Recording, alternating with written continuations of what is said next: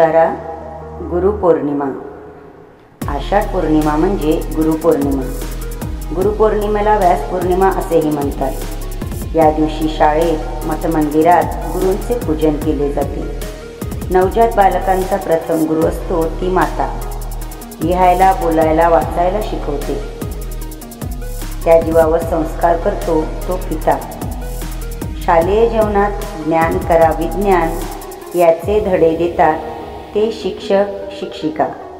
खरे गुरुपूजन म्हणजे गुरूंनी जे ज्ञान दिले आहे, जे शिक्षण दिले आहे त्याचे प्रत्यक्ष आचरण होय। या दिवशी शाळेत शिक्षकांना फुले, नारळ अशी भेटवस्तू देतात।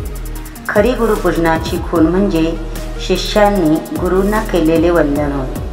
तर मुलांनो, हा गुरुपौर्णिमेचा उतारा पाठ करा आणि आपल्या वर्ग शिक्षकांना म्हणून दाखवा। धन्यवाद।